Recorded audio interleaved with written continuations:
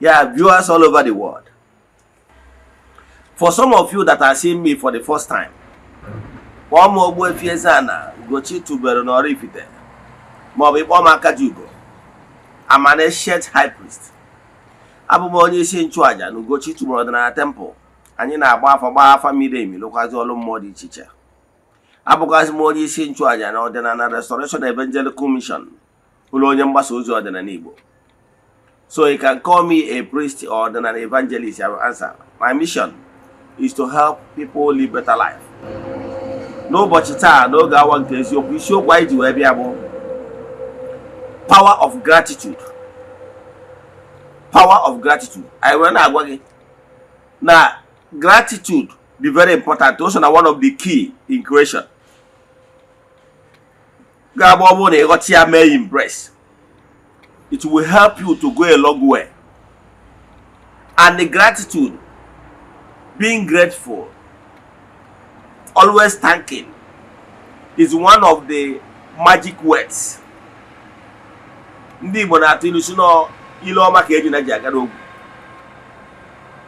When you have become an ingrate, that you don't appreciate anything, yes, either benefit from human or even spirits, believe in me, many things will keep on eluding you.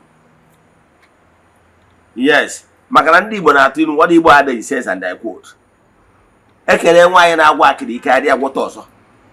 Once you appreciate the ones done for you, the person will be motivated, or even the spirit, to do more for you, knowing fully well that you will eventually appreciate.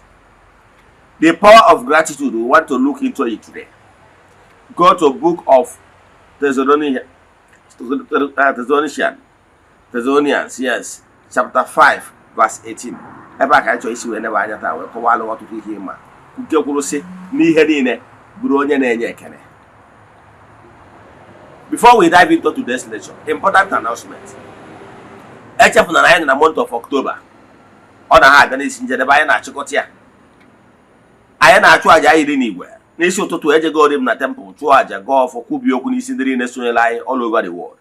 The friends of the temple, the children of the temple, members of Ordinary Restoration Evangelical Mission, and consecrated group. Iche so any of this group, chat am na WhatsApp.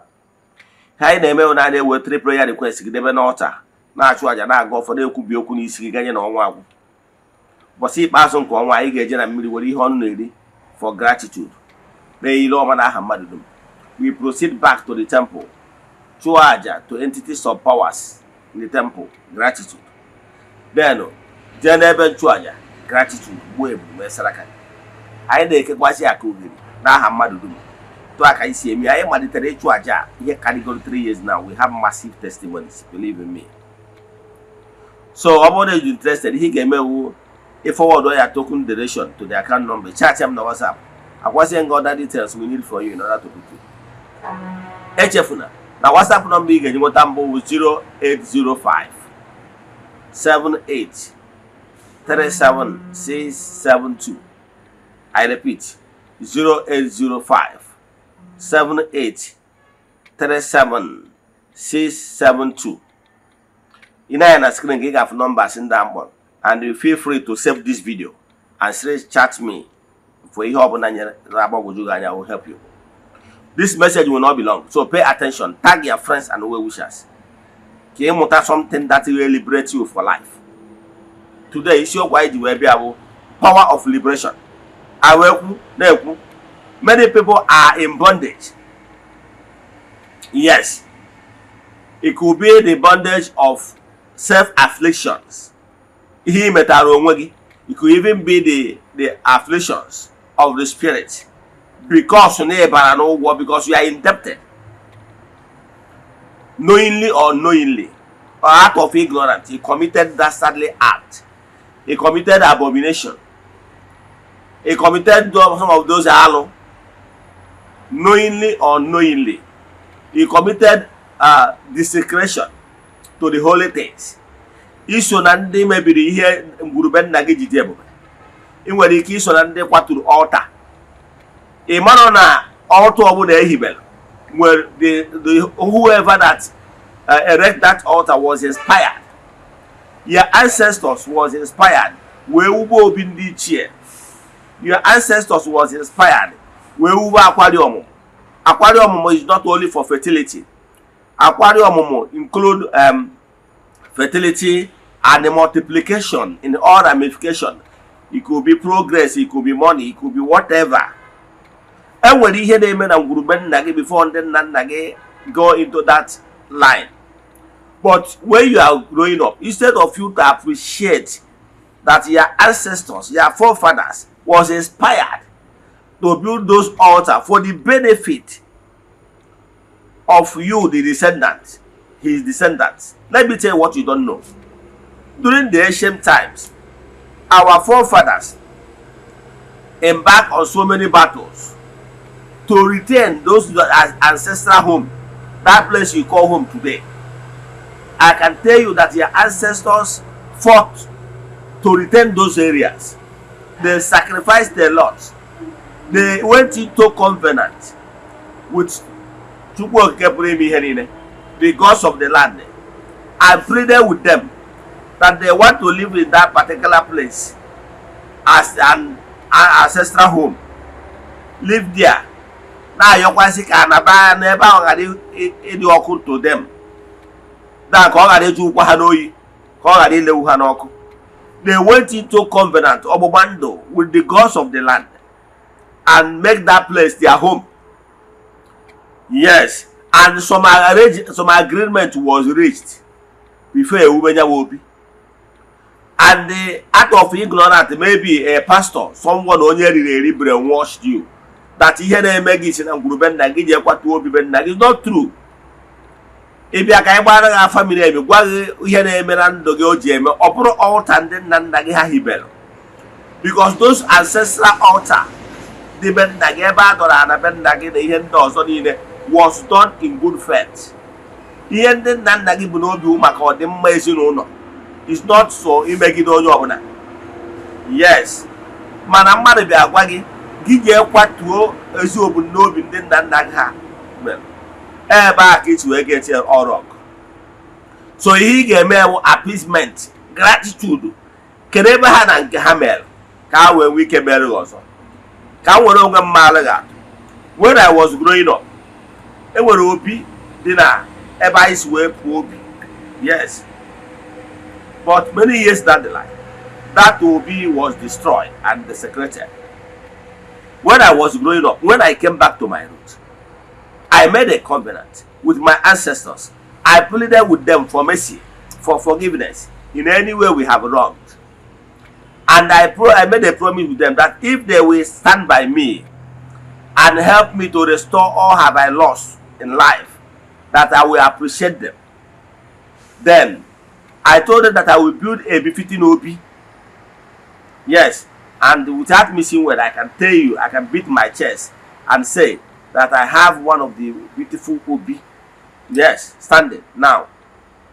Yes, my Obi is well structured with even POP. Yes, well built, the way it should be. Even the name of my ancestors was written in the marble in front of my Obi. In appreciation, because I went into covenant and thanked them for what they have done, and thanking them for what they have done, and promised them that I will never depart from this path. And they helped me to achieve what is so, as in people cannot even comprehend. So they catapulted me from point A to point B, and I achieved what even other people are. How come? So learn the attitude of showing appreciation. First Thessalonica chapter 5 verse 18 says, in everything learn how to give gratitude. I don't know what you are passing through, but I can tell you without missing words that lack of gratitude is one of the problems that you are facing right now. I'm one of those people that really help you when you are growing up.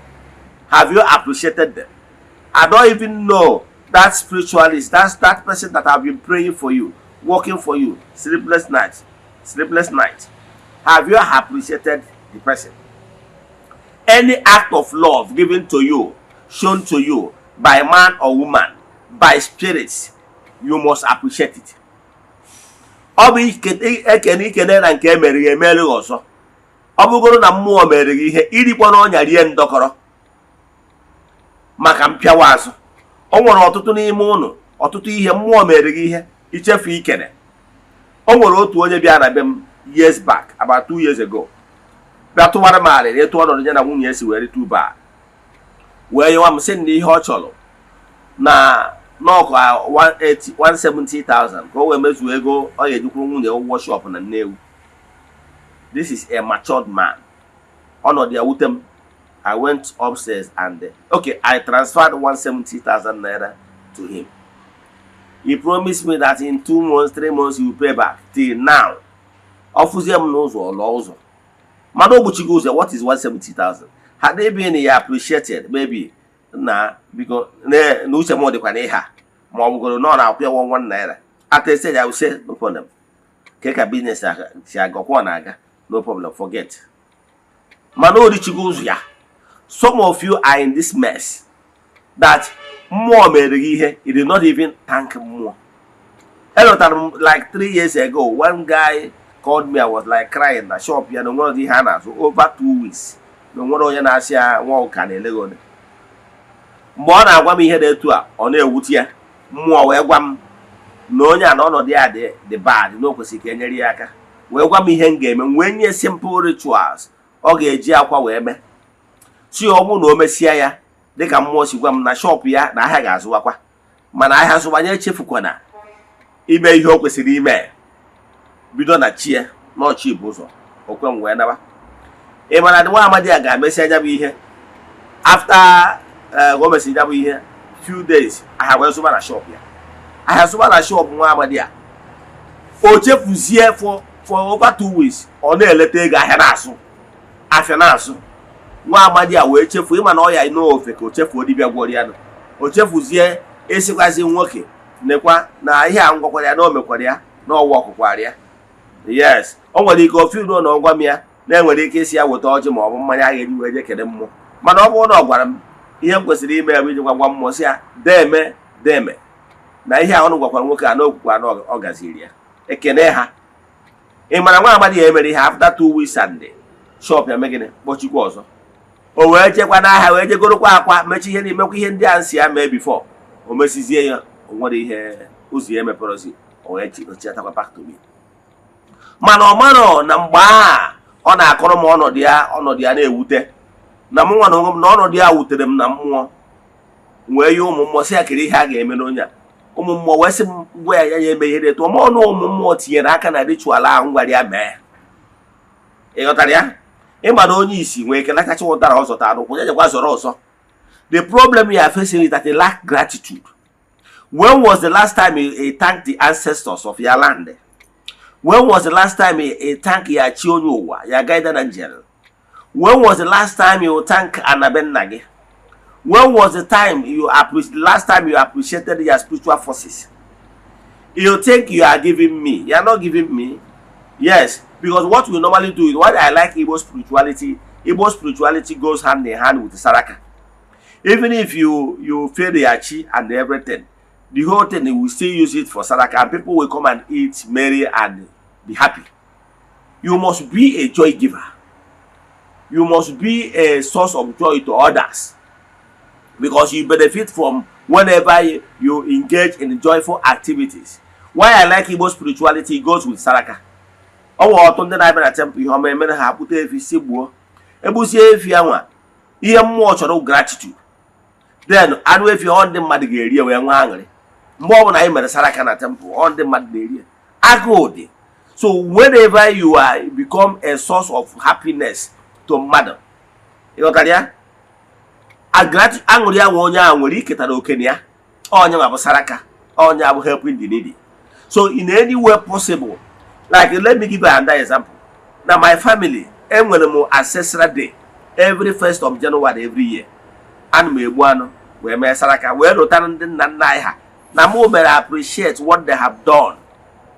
See, from 01 to Bunyamen, asị ka echekiwe ọtụtụ ndị mmadụ nwere ike ha ama ekweta ihe ọma ga-esi n'ezinụlọ mgbe pụta mana ụmụ mmụọ mere ya. So ebe a lụchara ya bụ obi ahụ wee consecrate ya ụmụ ha na-eni descendant of mine mmanya gbugidoro iwee je mebie ya obi ndị ichie emebie gị because no ọgbụgba ndụ. If you are not ordinary person, you are not interested, do as right, just ignore that obi. So what am I saying in essence?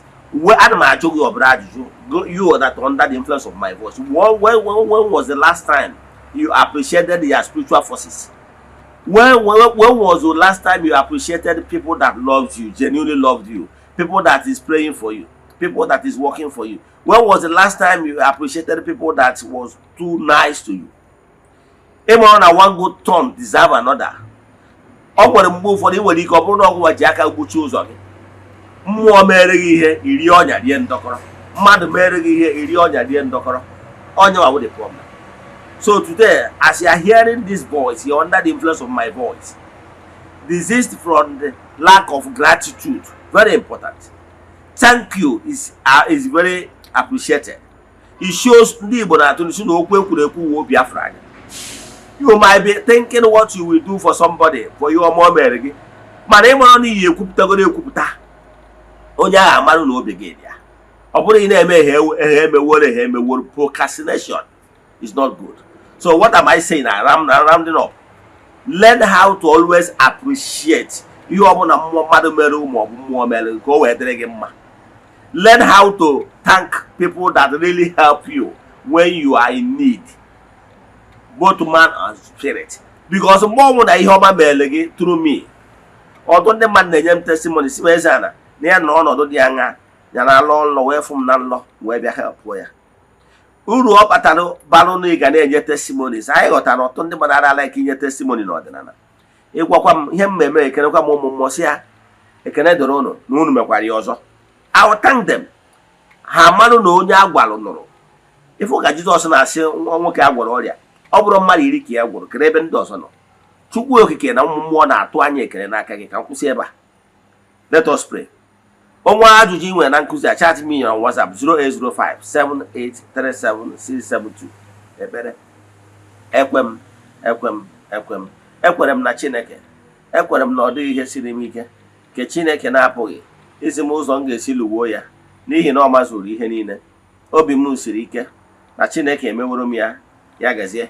May the blessing of Chukwu oke pụrụ ime ihe niile be with you all. May the gods of Africa bless you abundantly now and forevermore. Emesịa, udo dịrị unu.